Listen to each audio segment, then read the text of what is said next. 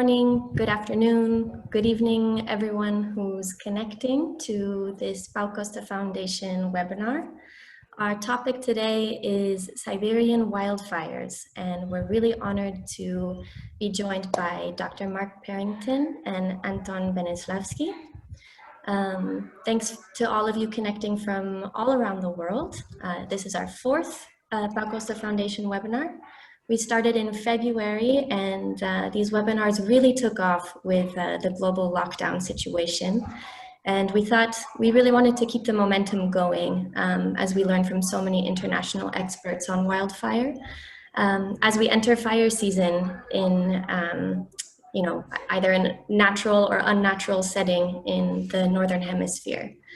I'm moderating today. My name is Kathleen Aiteval. I'm a PhD student working primarily with the Pau Costa Foundation and with the Marie Curie Innovative Training Network program called PyroLife.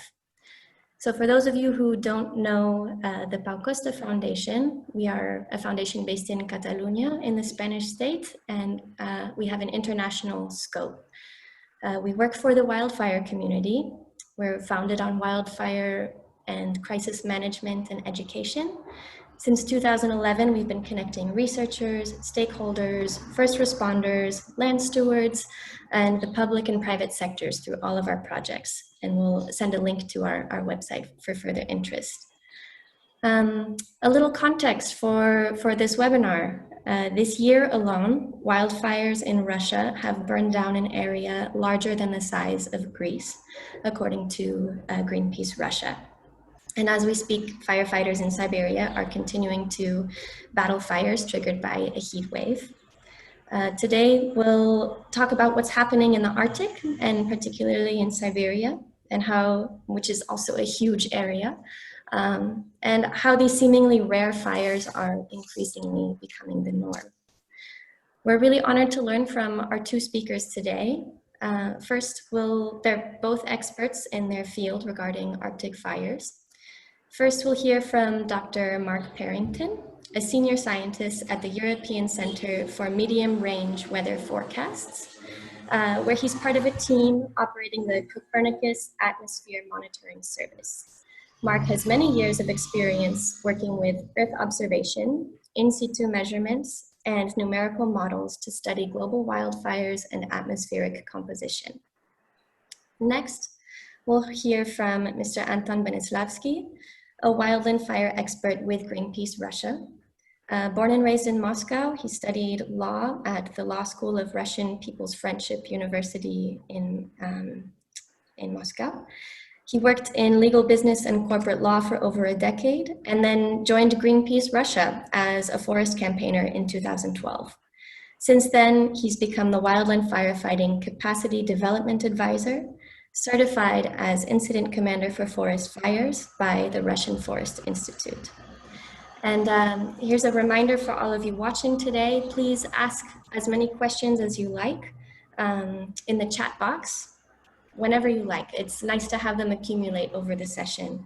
And after both of the speakers present, we'll have a question and answer session at the end, once the presenters are finished. This webinar will last about 1 hour, ending at 1 p.m. Central European Summertime. And that's about it from my end. Please ask your questions in whatever language you feel most comfortable. And with the Pau Costa team, we were able to translate quite a few languages. So we'll do our best and make sure everyone feels heard. And we're really looking forward to hearing from both of you. So without further ado, I'll turn it over to Mark, and I will start sharing my screen for you.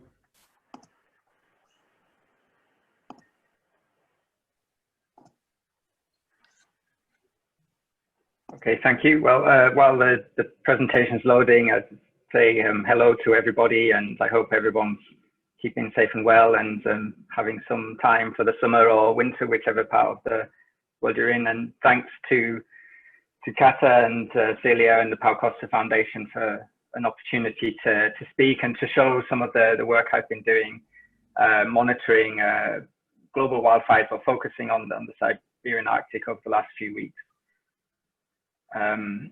just wait if it goes to full screen. Oh shoot, you know, I think I'm coming into the same problem I had earlier. With this new one. Let's see.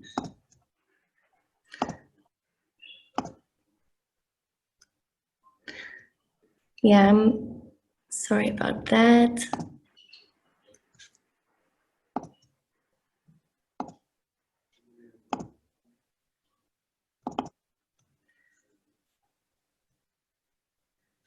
Well, let's see. Okay, well, I had it at the beginning, but it's showing full screen for me. I'm so sorry about that. Do you see your first slide? I can see my first slide, yeah. So as the title says, I'm going to talk about, give an overview of and some context and some sort of preliminary thoughts on what we're observing and monitoring in terms of wildfires in Siberia, but in particular in the Arctic Circle.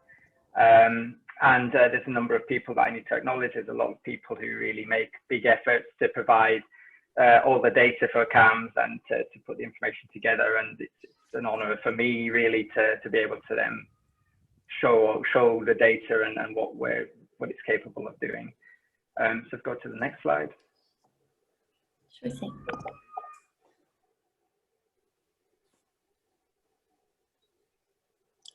Has it not changed for you? Not for me, no. I'm so sorry. Okay, there it is. All right.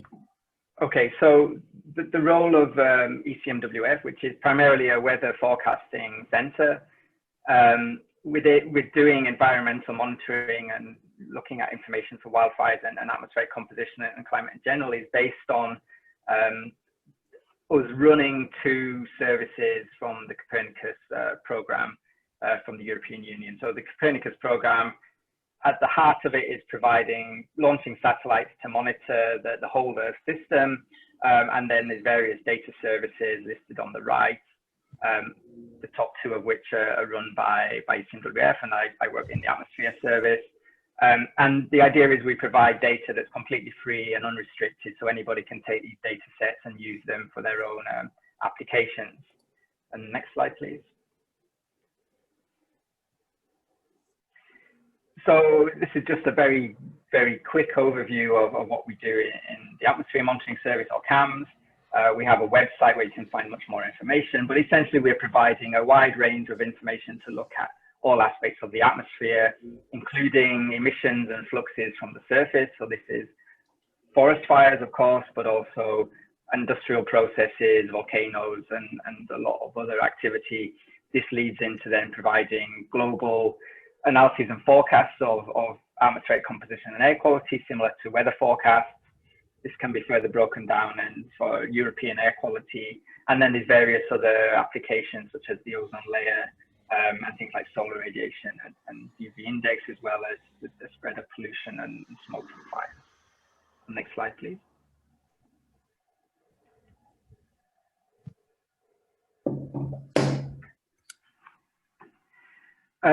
So in terms of monitoring wildfires globally, we run a system called GFAS, which is the Global Fire Assimilation System. And currently this is based on satellite observations of fire radiative power, which is, in a very simplistic way of looking at it, a measure of the intensity of the fires. Currently, these FRP observations are only from the two MODIS instruments operated by NASA on the Aqua and Terra satellites, and they provide a data set that goes back to 2003. But we're also investigating and testing FRP observations from a wide range of other satellites, and these are being tested now and be implemented in the fairly near future for some of them. And what we get out of GFAS then is a daily map of the average wildfire activity, so FRP plus emissions estimated based on a vegetation type and emission factors. And the figure on the top left gives an example. It's quite an old example from August 2017 of the scale of fires on a particular day. We're also moving towards improving the system by looking at the diurnal cycle of fires I won't go into any details, but this is also a development which will be coming up in the next few months. But let's get on to talk about what we're seeing in terms of Arctic fires. So if we move to the next slide, please. Sure thing. Okay, so these charts are showing a general overview of monitoring of daily fire activity within the Arctic Circle during this summer, 2020, but also last summer, 2019.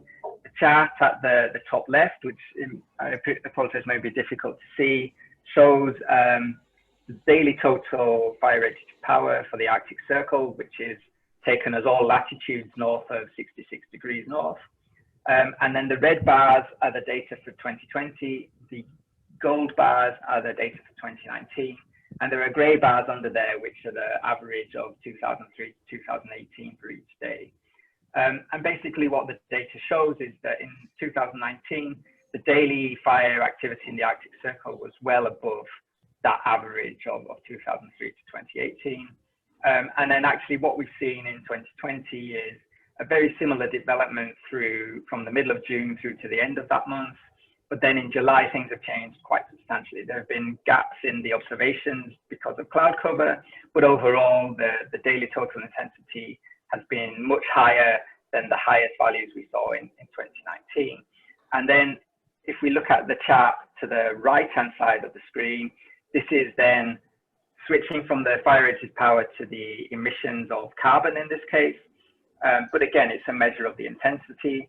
And what these lines show is the daily cumulative estimated emissions for 2020 in red, 2019 in gold, and then the black line is the average of 2003 to 2018. And I've also added 2018, 2017 to this chart to just give some sense of how much more unusual the last two summers have been compared to what all the observations we've had in the past. So what the chart shows is from the beginning of June, both years start to increase very rapidly. But then since the beginning of July, there's been a departure of much more rapid growth of the cumulative emissions this year compared to last year. And we can see that we're already considerably above where it maxed out in 2019. And then just a further way of looking at this is to estimate then the total emissions, and the chart on the bottom left is showing in this time CO2, but in principle, whatever the emitted quantity is we're looking at, it's giving the same message, and it's a measure of the intensity and the scale of the fires. And what we can see here is these are the total estimated CO2 emissions from the 1st of June to the 31st of August. Of course, in 2020, we're only up to the 11th of August. But what we can see is in 2020, the total estimated emissions are already much higher than even the annual emissions for the previous years over this the summer period or the annual period. And this has been the case for a couple of weeks now, that we're seeing much higher intensity and scale of fires in this year compared to, well, any previous year. Let's go to the next slide, please. So we can say, I mean, this is all well and good. These are numbers and these are aggregated numbers, but we can look at the distribution of the locations of these fires. This should be an animated GIF, which unfortunately doesn't seem to have transferred very well. So apologies for this, but essentially what these maps would show would be an animation of all the active fire locations in July from 2003 to 2020. And generally what we would see is if we focus on that area of the Arctic Circle in northeast Siberia, well, we see nothing there so much in 2003. And that's generally the case for each year up until last year, when suddenly we see much more widespread fire activity in that region, and also this year. What I would say is that, sorry, excuse me. What I would say is that fires in the Arctic Circle are not completely unusual, and we would expect to see one or two, but to see clusters of fires that burn for weeks at a time in the way that we've been observing recently is not usual based on the data set that we have. So we go to the next slide, please. So we can start to look a little bit at the environmental conditions. Why are we seeing fires in this region now compared to when we didn't before? This chart, this is a map or two maps from an old presentation I gave earlier in the year. And I think the main thing to focus is the figure on the right, which is showing anomalies in the soil moisture based on climate reanalysis data. The link to the article that has this image is at the bottom of the page. And what it's showing is, so blue means that it's wetter surface conditions than normal, and red is drier surface conditions than normal, on an average from 1981 to 2010. And the red dots, if you can make them out, overlay with the red, which are the fire locations for June, July, August 2019, correspond very strongly to where the driest soil moisture anomalies are taking place. And this is generally the kind of picture I would expect to see from monitoring these fires over the last 4 to 5 summers, that generally you get this kind of correspondence. If we go to the next slide, please. And a very preliminary analysis from last summer was looking into where these fires were occurring relative to known peatlands. And these are figures from Thomas Smith from the London School of Economics. And as we'll see in a few minutes, he's now done a bit more detailed analysis, still fairly preliminary, but we can start to break down what these fires mean in terms of environmental conditions across Siberia and the Arctic. So go to the next slide, please. So unfortunately, I don't have the corresponding figure for 2020 yet in terms of the soil moisture and the fire locations. And this is a sort of first cut at trying to piece together that information. So on the left, a monthly soil moisture anomalies for June and July 2020. And on the right then is all the active fire locations from the 1st of June up till the 11th of August, which is the most recent date that I've processed so far. And it's difficult to say quantitatively, but at least by eye, it seems to be that those fires really correspond to where there are the sort of driest soil moisture anomalies in the climate data. So if we go to the next slide, please. And then this is now this preliminary analysis thanks to Thomas Smith, and he's taken the GFAS data and the fire locations and looked at them relative to, in this case, peat soils, which are known to be widespread in the Arctic and boreal biomes. This is a much more detailed map than the one shown on the previous slide for 2019. And it might be difficult to read the legend, but on the map on the left, the sort of dark brownish areas are the peatlands, and the red triangles are the GFAS active fire locations, sized based on the fire rates of power. And so basically what the message is that most of these fires are occurring, or excuse me, around half of these fires are occurring on peat soils. And there's a big increase in the total fires on peat shown in the bar chart on the right in this year and last year. And this is showing in brown fires on peat and in grey on non-peats. And so this is preliminary analysis. Thomas has done a really excellent job, and there's a thread on Twitter with full details on this, and the link is given there. If we move to the next slide, please. So in addition to peat, there's also information available on permafrost. And again, the extension of that analysis is to look at where these fires are burning compared to the extent of permafrost, but also the ice content of the permafrost. So in this map on the left, the green shaded area is showing high ice content of permafrost.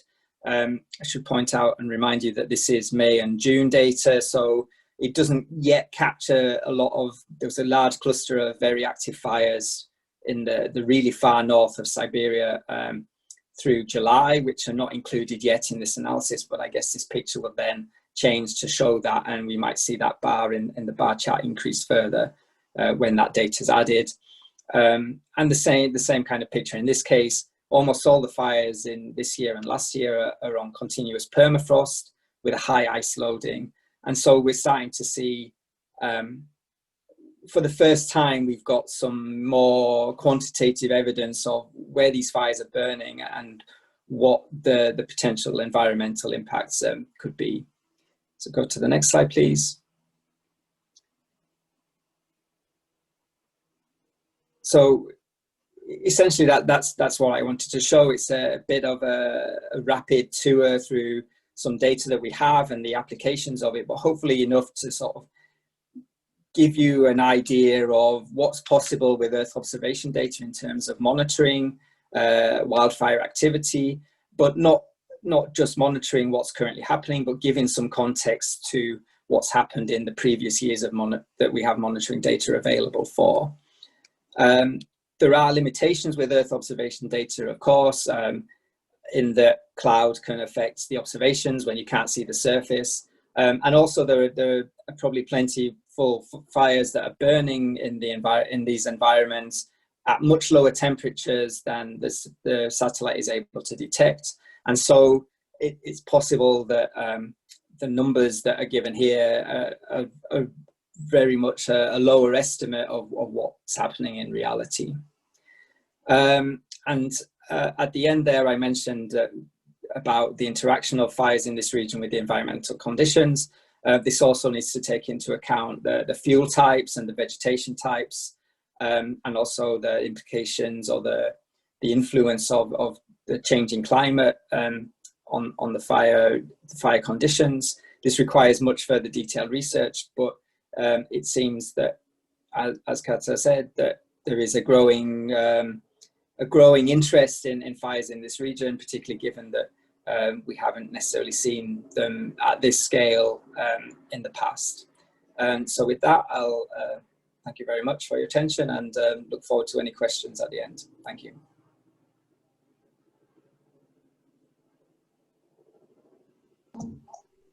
Thank you very much, Mark. And I'm really sorry about my screen sharing abilities. I just didn't get them together in the last minute, but your data and what you shared was no less compelling and has very serious implications globally. So we really look forward to learning more from you and more detail, as you said, that more research and data is needed in this area.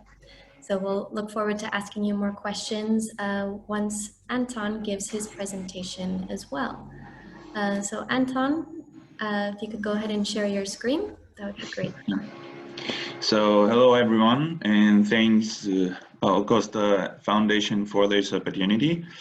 I will concentrate on the fires in Siberia, and one small notice that due many conversations with media about what happens in Siberia with wildfires, what we found out that sometimes it's a bit misunderstanding of what Russians would call Arctic and what sometimes media call and European media call Arctic. So not all the Siberia, but the small part is Arctic in Russian understanding, because it's only the part of which is to the north of the polar cycle.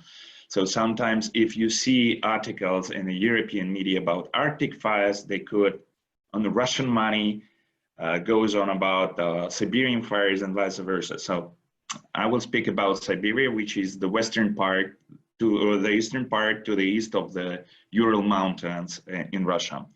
So, and I will try to share my screen.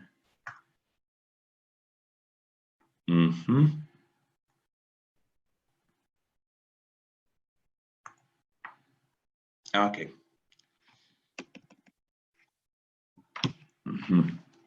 So what we witness right now in Siberia is a part of a global problem which could be condensed in a description that fires fuel climate change, and climate change in its turn fuels fires.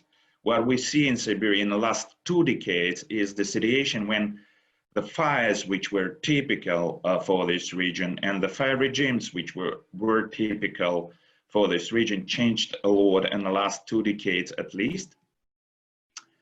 So what we can speak about this particular year, because the media attention shows that this year is one of the record years for the last 2 decades. Why I'm speaking about last 2 decades? Because the satellite monitoring over fires exists for like plus minus 20 years, the last. So what we see right now is 2 graphs which shows, the red one is the dynamics, which is based on firms monitoring on hotspots. The 2020 dynamics is the red graph, and the blue is a 20 years average. So what we see in this year is that it also has 2 pikes. It's a typical Russian fire dynamics to have 2 pikes of the violent fires, one in spring, which is more connected to the intentional agricultural burnings of the dry grass. And the second pike is a summer forest fires, which happens also every year.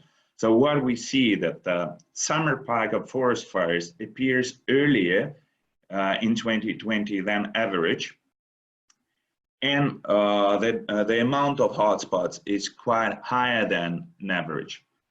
So next 3 graphs is comparison of 2020, which is also a red graph, to 3 record years, which we had last 2 decades. 2002, 2012, and 2019. These years were the worst in the forest fires history of Siberia and Russia totally. And this year, we already have 22.7 million hectares of wildlands burned. Among them, 13.6 million hectares are forest lands. And this is a statistic which is not linked to the legal status of the lands. It's based on the satellite monitoring. So the forest land is a forested area, not the forest land by the Russian law, because it's 2 different things. And if you see the contradictions in statistics, sometimes it's linked that the official reporting is limited to the federal forest lands, not to all the lands which are covered with a forest as ecosystems.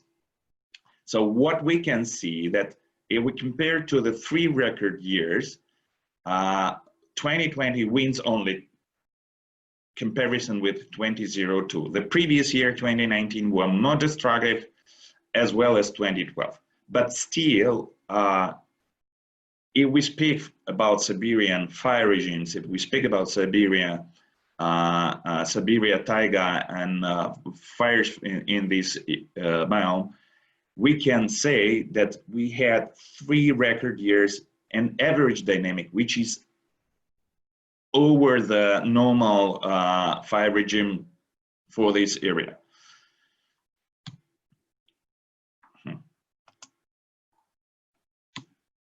So what's about the climate condition? This is the graph which was published by World Weather Attribution, and it shows the temperature anomalies in Verkhoyansk.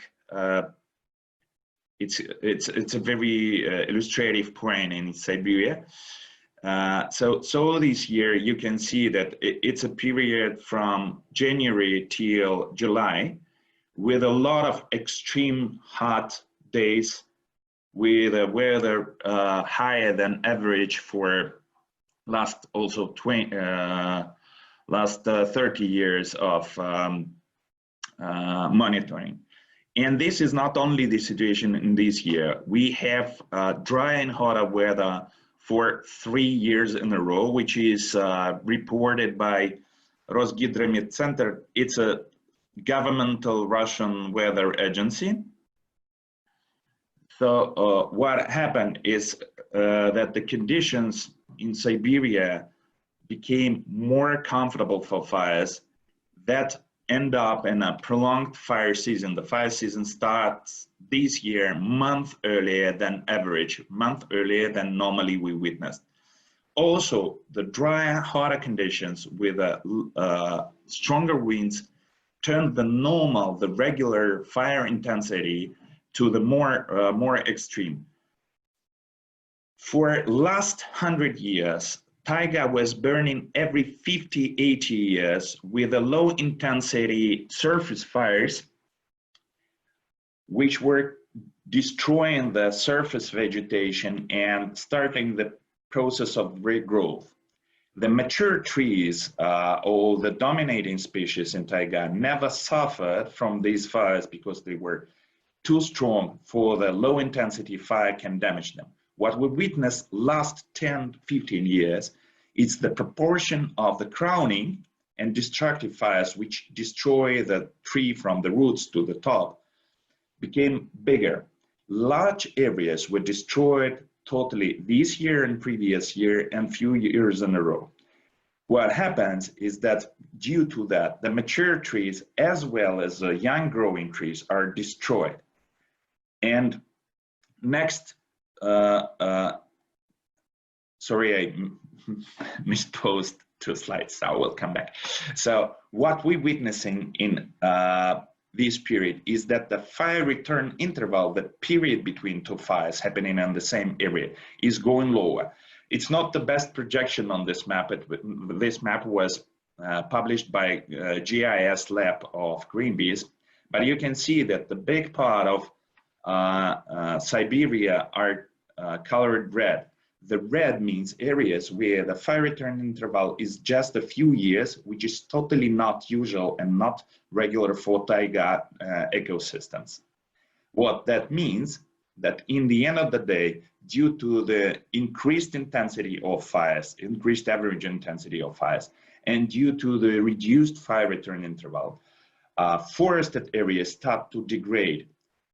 The time between 2 fires is not enough for the trees to reach their maturity and be resilient for the fires which happen.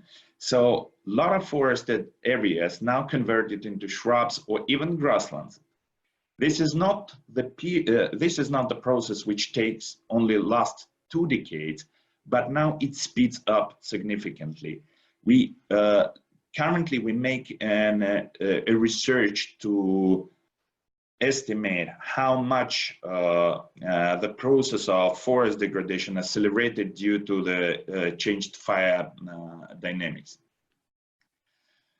So what was already told, and I will repeat it just briefly, that these fires, due to the geographical position and due to the predominating fuel, produce a lot of CO2 emissions, which are estimated up to 0.5 gigaton per year in the record years, and large amounts of the CO2, which is also called black carbon. The problem is the dominating winds transport black carbon to Arctic, causing the pollution of the ice and reducing of albedo, the ability to reflect sun radiation. So in the end, black carbon emissions cause Arctic ice to melt faster.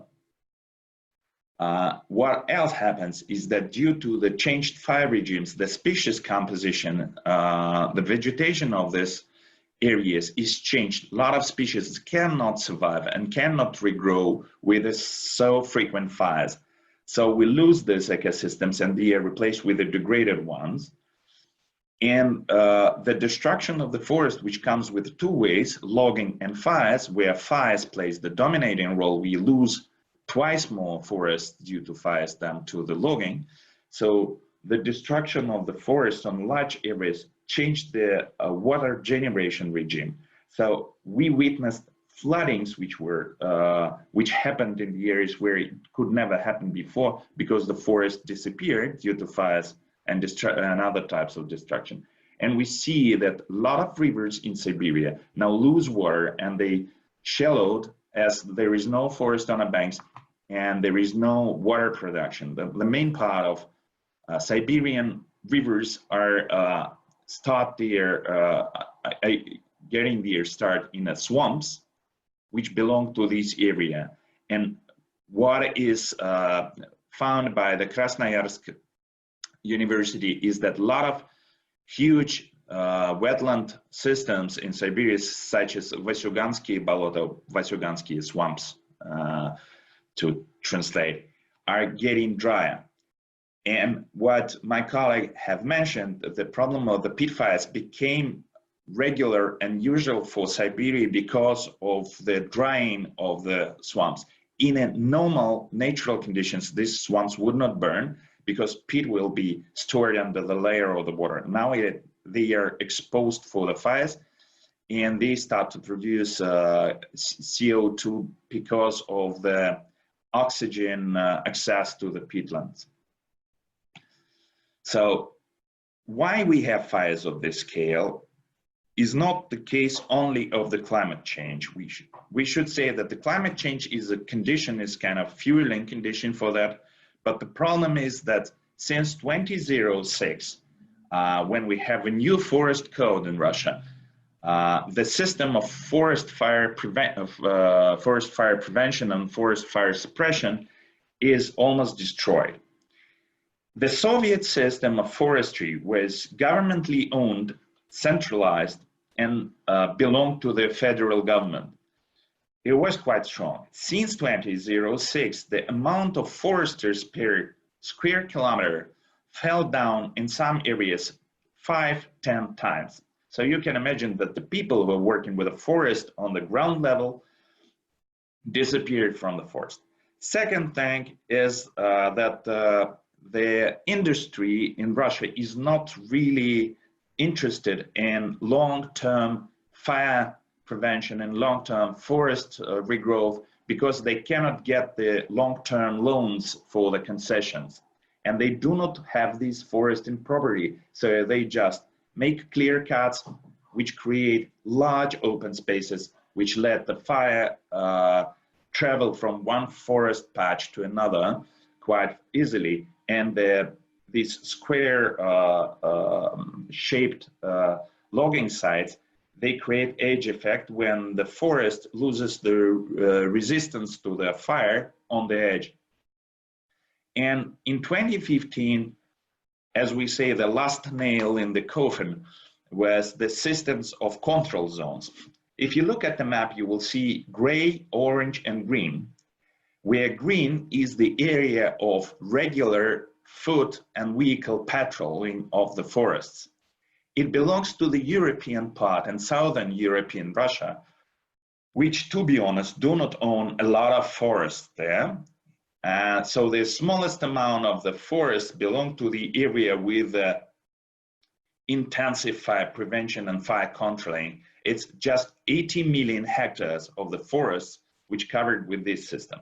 The orange one is so-called area of aerial controlling, means that in these areas, in the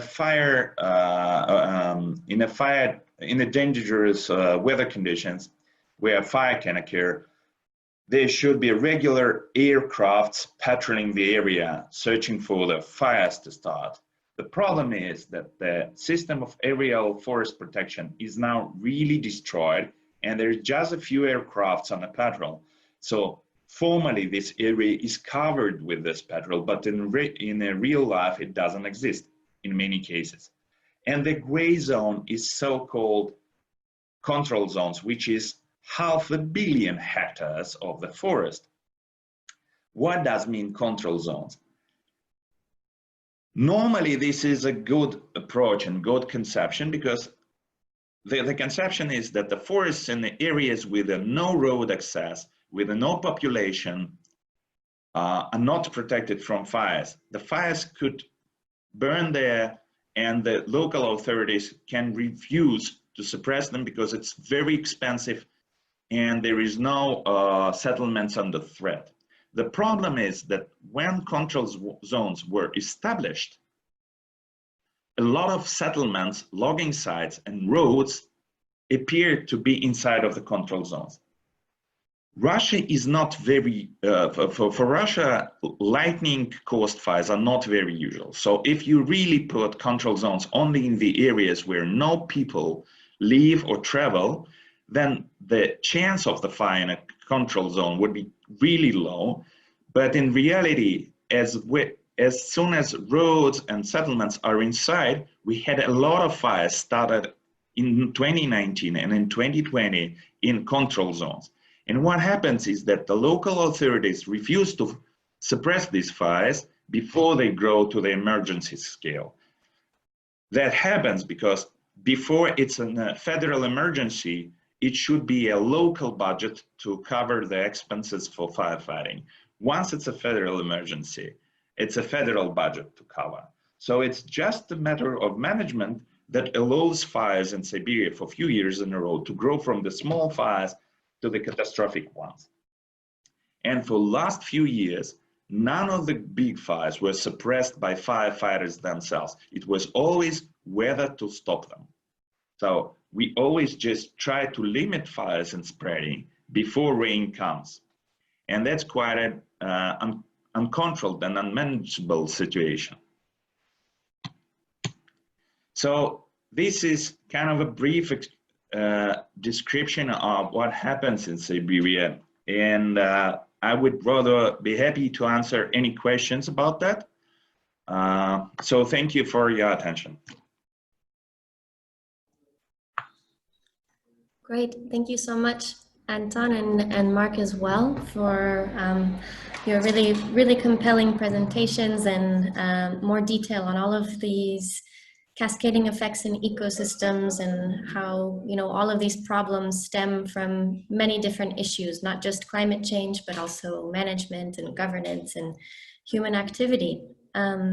So to our audience members, please don't hesitate to send in more questions, but we've got a couple to start with. These first ones are directed more towards, I think, Anton's expertise. This question asks, I would like to know if the Russian government is taking measures to protect the natural regeneration of the burned areas, or if they are considering reforesting them through plantations.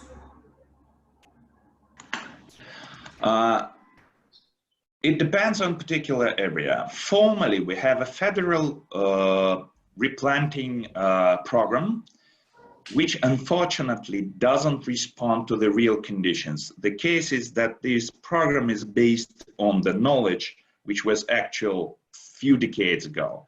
So, and it was mostly oriented to replant forest, reforest the areas which were logged, not burned. Previously, there were no real need to regrowth forest on the burnt areas. It happened naturally. Now the program is not responding to the burned areas. Some of the natural reservation and national parks, they have their own programs for that, but it's not enough. Like if we compare the size of the forests totally destroyed by the fire, which is like 3-4 million hectares per year, where forest is totally destroyed. Just few percent of them are covered with this or that program of reforestation. Thank you, Anton. That gives some really important details. Another question is, first, a thank you for the informative and worrying analysis of the taiga return intervals and possibly ecosystem shift. In the analysis of the Copernicus data, we found that May and June tundra fires this year are 10 times above the 2003 to 2018 average. What are the long-term consequences of a more active and earlier fire season in the tundra ecosystem? And perhaps both Anton and Mark could speak to that. Mark, do you want to start?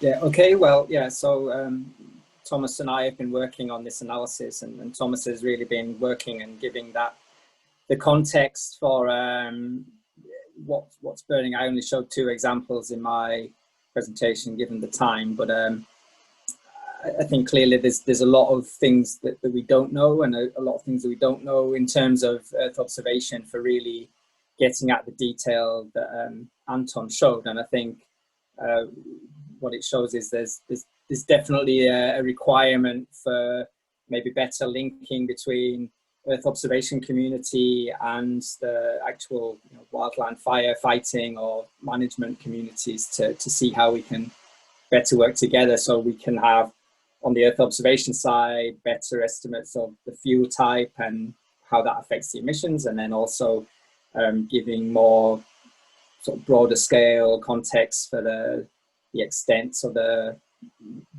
areas affected for then ground management.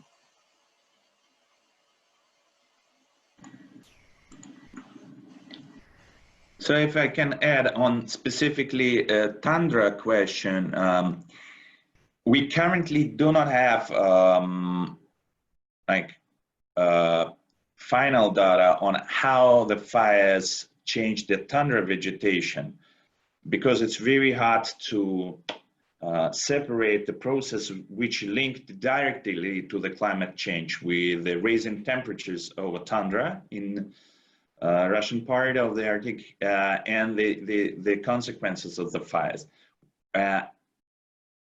So anyway, we can assume that the growth that you witnessed as 10 times more fires than in 2003 up to 2018 should have a consequence, but currently I have no clear answer what would be these consequences for tundra ecosystems, especially as we see that the border between the forest tundra and tundra belts are changing just due to climate change, due to growth of the temperatures.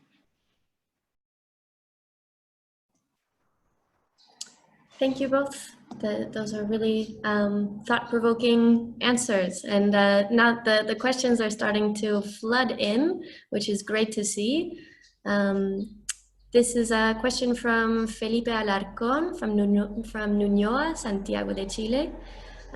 This question is directed to Anton, and maybe Mark, if you have some more input, that's great too.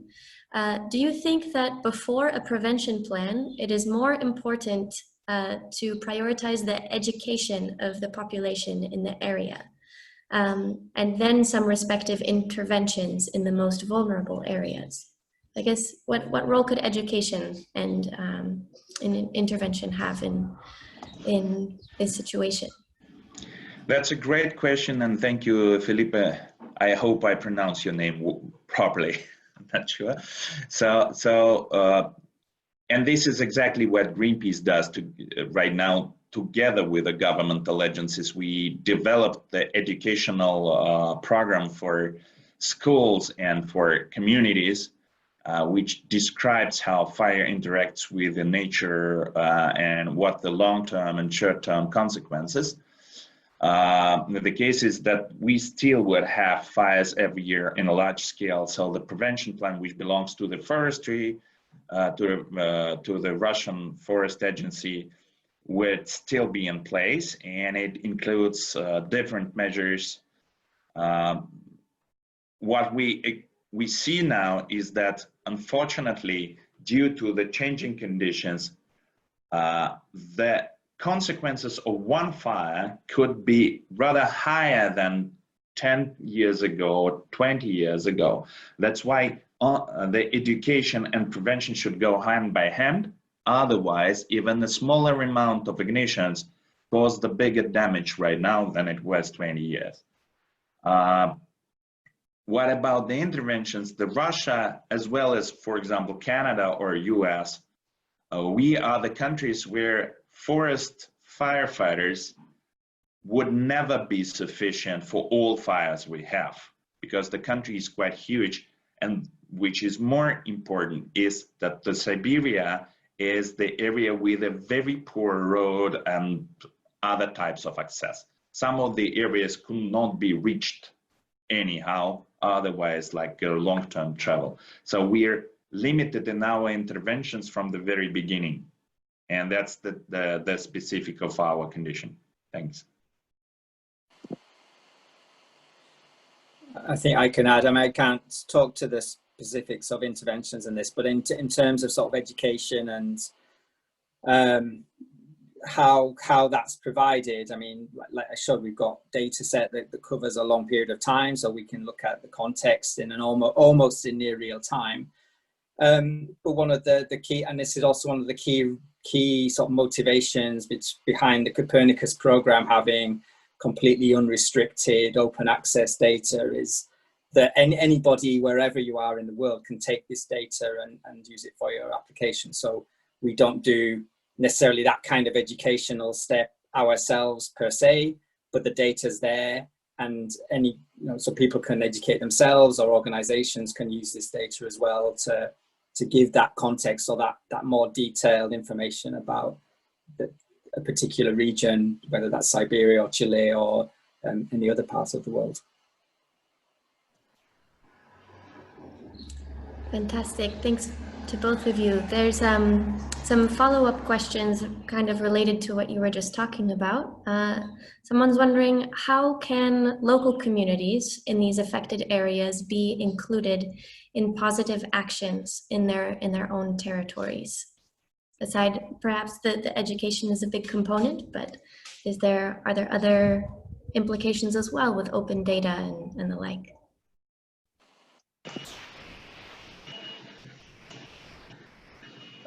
So what is the advantage of Russian situation, that the fire and the burning of the vegetation doesn't play such crucial role in a typical community life in Russia as it plays in many other regions.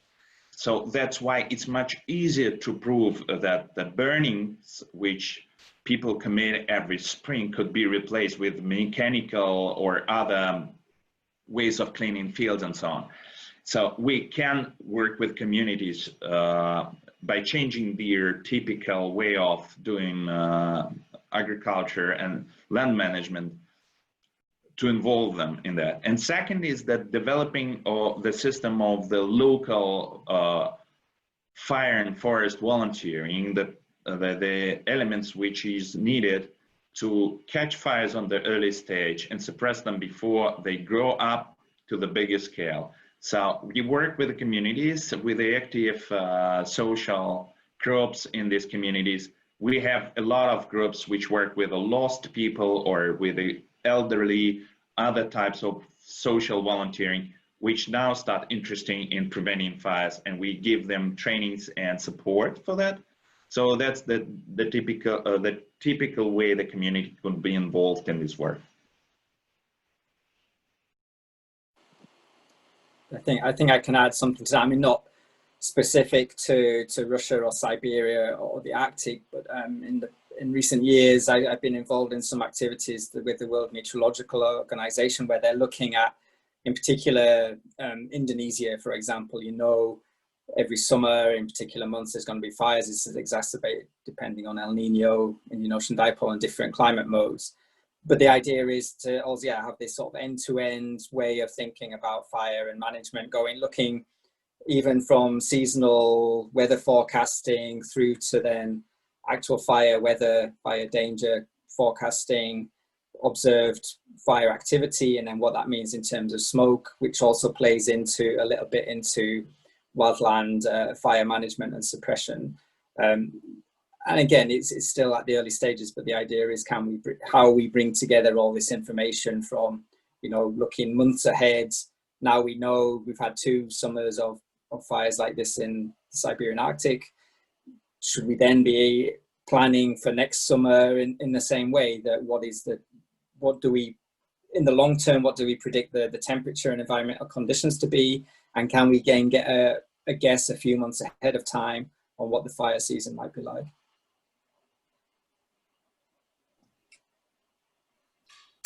Thank you. And the questions keep coming. You've both been responding to really complex and great questions from everyone, and they all have very important implications for our challenges as different societies under climate change.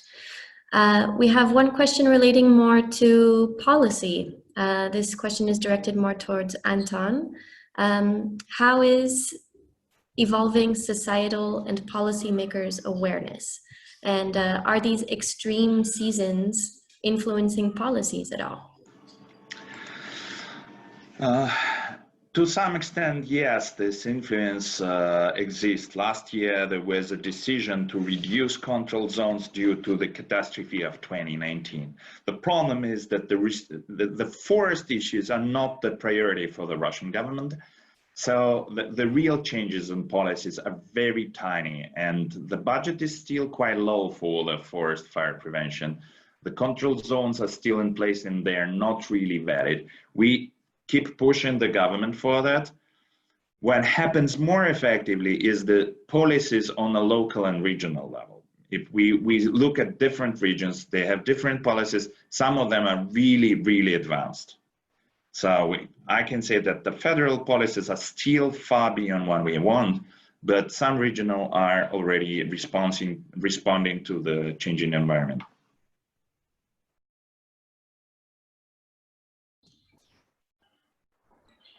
Thank you, Anton. Mark, if you have any input you'd like to say, you're welcome to. If not, we can move on to the next question too.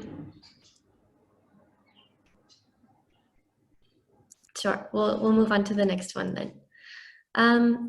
This is an interesting question, more related to, there's a lot of data about the past 20 and 30 years of climate change in the Arctic and fire activity. So this question is talking about the drop of fire return interval Anton was mentioning. What was the typical FRI, or fire return interval, in Arctic Siberia, and how consistent has the drop been? Perhaps it's referring to the overall the 20th century, or even further back in time than that. Do you have any insight? The fire return interval is quite different in Siberian forests, and it depends on the dominating species. If we speak about dog forests such as spruce taiga, it could be in normal up to 400 years with extreme destructive fires between these periods. So very rare fires with a very destructive nature, which restart the whole ecosystem from the zero. If we talk about pine forest, which goes more to the southern Siberia, it fluctuated from 50 up to 80 years of fire return interval, with some of the low intensity surface fires between this. And what we witness right now is that in some areas which were marked as red on a map in my presentation, fell down to 5-7 years. So you can imagine that it's quite a dramatic change.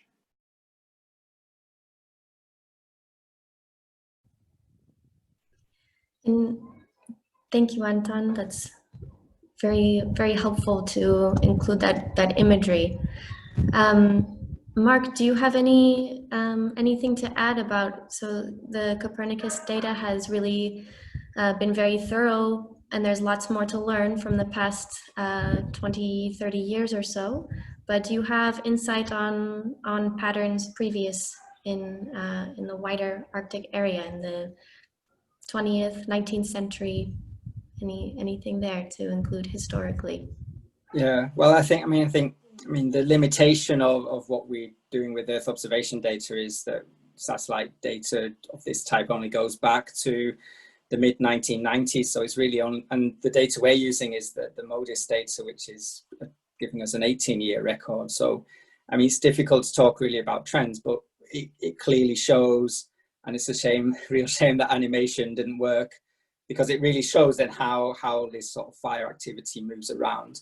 And it would show, I mean, it would show quite nicely for what Anton presented, that south of the Arctic Circle, then you do see, you know, regularly every year fires occurring, and the patterns, they sort of move around a little bit as well. But in the Arctic Circle itself, you really see not that much in terms of Siberia over the last 18 years. More so, the big years for fire activity in the Arctic were fires in Alaska or northern Canada.